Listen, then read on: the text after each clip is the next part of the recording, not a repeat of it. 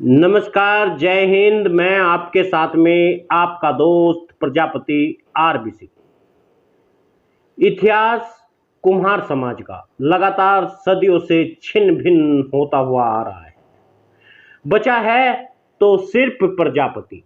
एक बार फिर समय आ गया है, अंधकार के बीच में अपनी तलाश को निकल गया है और सोचने पर मजबूर है कुम्हार समाज का युवा।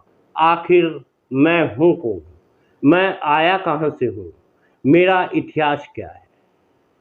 यही कुछ जानने के लिए मैं आपको कुछ संभावनाएं, कुछ इतिहास के पन्ने, कुछ वो इतिहास जो गौरवशाली इतिहास है, आपको बता देना चाहता हूं।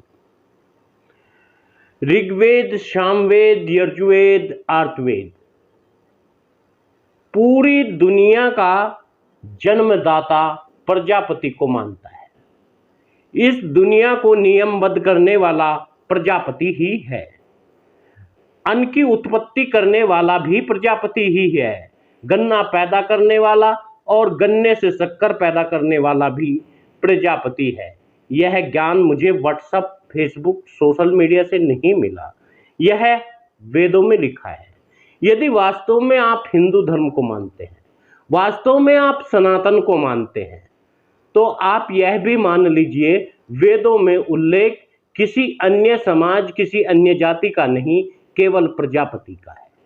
और प्रजापति आज अपने इतिहास को खोज रहे हैं और लोग उन्हें कह रहे हैं, अरे तुम्हारा इतिहास काहे का इतिहास, तुम्हारा कैसा इतिहास? वह इतिहास मैं बता देना चाहता हूं। प्रजापति कुम्हार समाज का इतिहास वेदों में आज भी लिखा हुआ है। आज भी प्रजापति समाज के इतिहास को लगातार दोहराया जाता है। आज ही हमारे वेद वैज्ञानिक तथ्यों को आधार देने वाले हैं तो वह प्रजापति है। कहा जाता है रामायण वाल्मीकि ने लिखी, कहा जाता है महाभारत ऋषि वेद व्यास ने लिखी, और कहा जाता है भगवत गीता भगवान श्री कृष्ण ने लिखी। लेकिन हमारा इतिहास सबसे पहले सृष्टि के प्रारंभ में लिख दिया गया था, वह भी ब्रह्मा, विष्णु और महेश के द्वारा। कहा जाता है कि चारों वेद ब्रह्मा जी के मुंह से निकले हैं, यानी ब्रह्मा जी ने ही प्रजापति का इतिहास लिखा है। और जिसका इतिहास भगवान लिखते हैं वह तो भगवान के बराबर हो जाता है। कुछ लोगों का इतिहास, राजाओं महाराजाओं का इतिहास भाट ने लिखा, ब्राह्मण ने लिखा, लेकिन हमारा इतिहास तो स्वयं भगवान ने अपने हाथों से लिखा। तो हमें गर्व क्यों नहीं होना चाहिए? हमें तो इस पर पूरा पूरा गर्व होना चाहिए और अपना सीना चौड़ा करके हम सभी लोगों को बता देना चाहिए, हम ईश्वर की वो संतान हैं जो कि सृष्टि के पहले निर्माता हम ही तो हैं। यदि हम बात करें आज के तथ्य की, आज के युग की, आखिर समाज, प्रजापति समाज का इतिहास कहां से उत्पन्न होता हुआ दिखाई देता है और अंग्रेजों ने इसे कहां से माना, यह भी मैं आज आपको बताने वाला हूं। मैं उस किताब के लेखक का नाम भी बताऊंगा जिसने माना कि प्रजापति ही सर्वधर्म का उत्पादन करता है।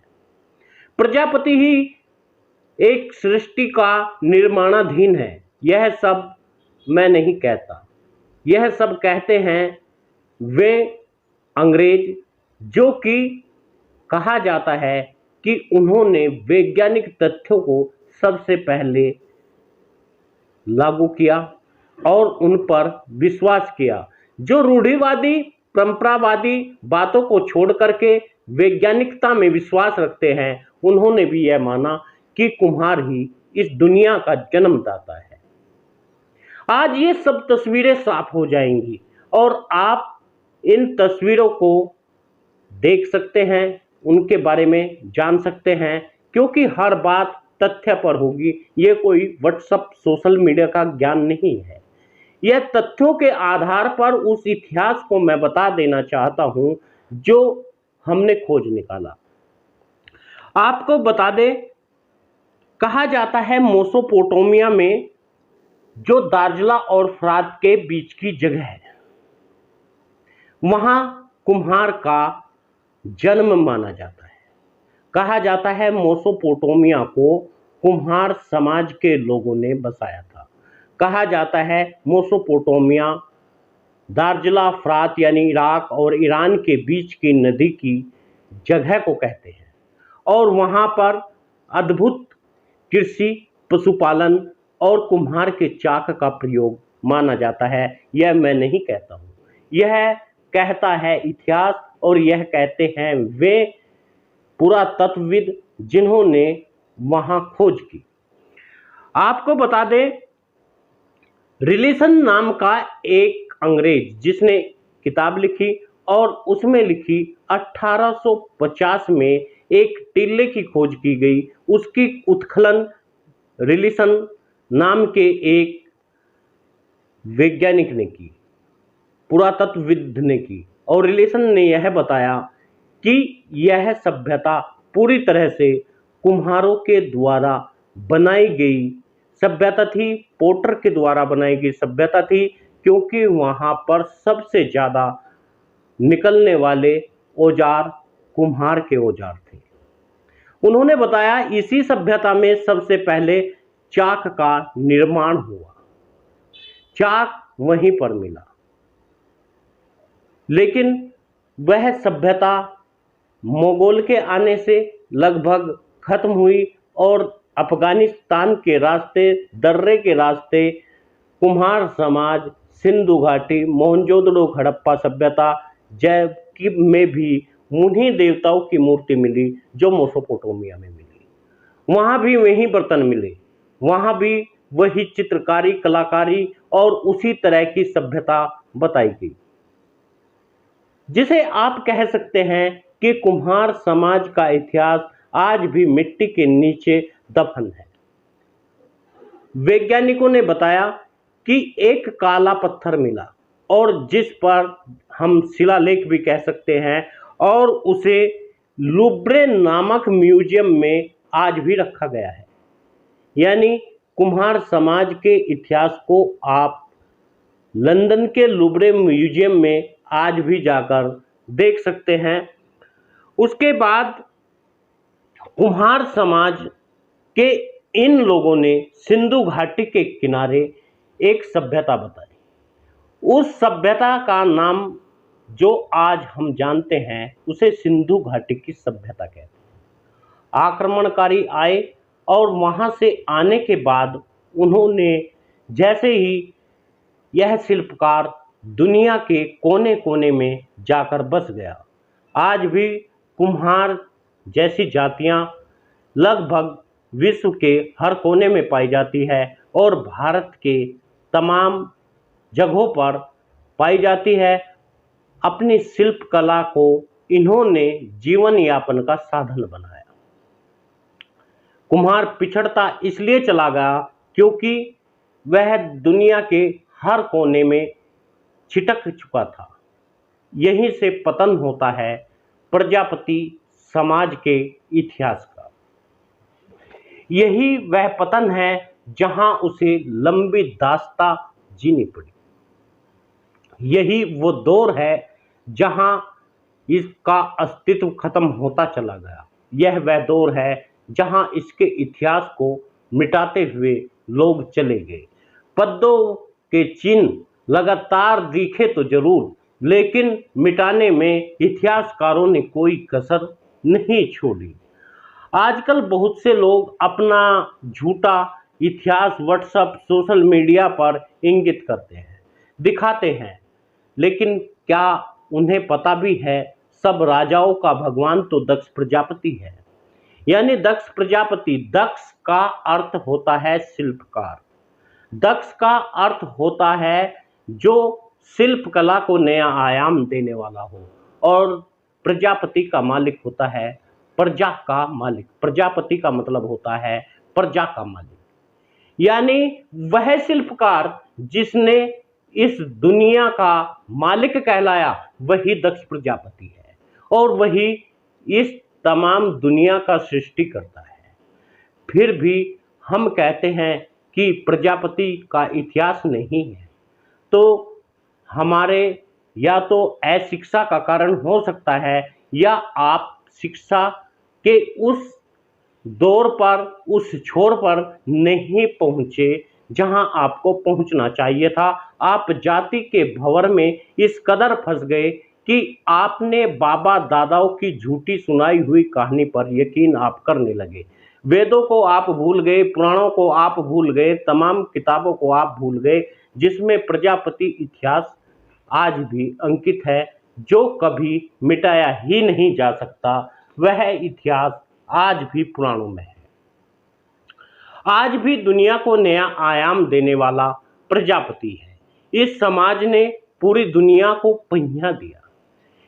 इस समाज ने सभी को गन्ना पैदा करना सिखाया, फसल उगाना सिखाया, और गन्ने से शक्कर कैसे निकाली जाती है यह भी कुम्हार प्रजापति समाज ने सिखाया। हिंदू रीति के अनुसार विवाह संस्कार आज भी प्रजापति विवाह होता है।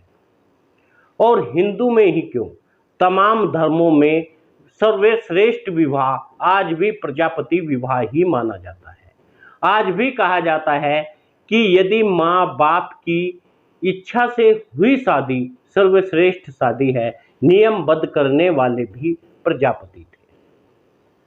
लेकिन आज इतिहासकार इस इतिहास को शायद खत्म कर देंगे या खत्म करने के कगार पर है। जब तक युवा जागेगा नहीं, तब तक इतिहास के पन्ने बिखरे रहेंगे। आपको जागना होगा, आपको दूसरे लोगों को इतिहास दिखाना होगा, आपको सोशल मीडिया, व्हाट्सएप, इंस्टाग्राम पर अपने इतिहास की हर प्रति के बारे में जानकारी देनी होगी। सोचने की बात है, यदि प्रजापति विवाह न होता तो संसार का क्या हाल होता। हिंदू रीति से विवाह होना प्रजापति विवाह कहा जाता है, लेकिन मुस्लिमों में भी तो वही विवाह होता है, ईसाई में भी तो वही विवाह होता है, और उसी विवाह को तो सर्वश्रेष्ठ कहा गया है। जो माता पिता की मर्जी से लड़के, वर और वधू को दूल्हा और दुल्हन बना करके उनकी शादी करते हैं, वही विवाह तो सर्वश्रेष्ठ होता है। उसी को तो कहते हैं कि आप विवाह की यह विधि अपनाइए, यह सर्वश्रेष्ठ है। आज भी सोचने के लिए यदि हम बात करें तो मिट्टी का बर्तन बनाने वाला कुम्हार, जीवन को नया आयाम देने वाला कुम्हार, पहिया बनाने वाला कुम्हार, और सबसे कम आयु में शहीद होने वाला भारत के लिए वह भी कुम्हार, जंगल की लड़ाई लड़ने वाला भी कुम्हार, और इससे ज़्यादा और आपको क्या चाहिए, इस संविधान का निर्माता भी कुम्हार ही तो है। इतने स्वर्णिम इतिहास को आप भूल गए। यह तो वही बात हुई कि एक शेर का बच्चा भेड़ों के झुंड में गिर जाता है और वह भेड़ों के साथ रह करके अपने आप को भेड़ मानने लगता है। एक दिन वहां पर शेर पहुंचता है, तमाम भेड़ भाग जाती है, शेर का बच्चा उस शेर को फंस जाता है और वह उसे पकड़ता है और वह बोलता है, अरे तू तो शेर है। वो मिमियाने लगता है, वो कहने लगता है, नहीं नहीं साहब, मैं तो भेड़ हूँ। अरे नहीं भाई, तू शेर है, तू मेरे जैसा है। वो कहता है, नहीं नहीं साहब, मैं तो भेड़ हूँ। आप अपने आप को भेड़ मत मानिए, आप शेर हैं। आप वे योद्धा है जो इस दुनिया को पहले भी एक नया आयाम, एक नई सभ्यता, एक नया नियम दे चुके हैं। सबसे पहले संविधान बनाने वाले तो दक्ष प्रजापति हैं, जिन्होंने विवाह की एक नई नीति लिख दी, एक नई इबारत लिख दी, जिसने समस्त जीवों जंतुओं के लिए अलग से व्यवस्था कर दी, जिसने मनुष्य के लिए पानी पीने का और उसके भोजन करने का तरीका ही बदल दिया। और दक्ष प्रजापति को आज यदि हम मान भी नहीं रहे हैं तो हम गलती कर रहे हैं। हम अपने नियमों से भटक गए हैं, और जो समाज अपने नियमों से भटक जाता है वह समाज सदा के लिए दासता की गुलामी को झेलने पर मजबूर होना पड़ता है। आप सभी मित्रों से निवेदन है, साथियों, आप वीडियो को ज़्यादा से ज़्यादा शेयर करिए और सामाजिक न्याय के लिए अपनी लड़ाई जारी रखिए, अपने इतिहास को मजबूत करिए। जब तक आपका इतिहास नहीं होगा, जब तक लोग आपके इतिहास को जानेंगे नहीं, आपको पहचानेंगे नहीं, आपको दासता के उस दौर से हमेशा गुजरना पड़ेगा जो आपके लिए घातक सिद्ध हो सकता है। पुनः निवेदन करूंगा, वीडियो को शेयर जरूर करें।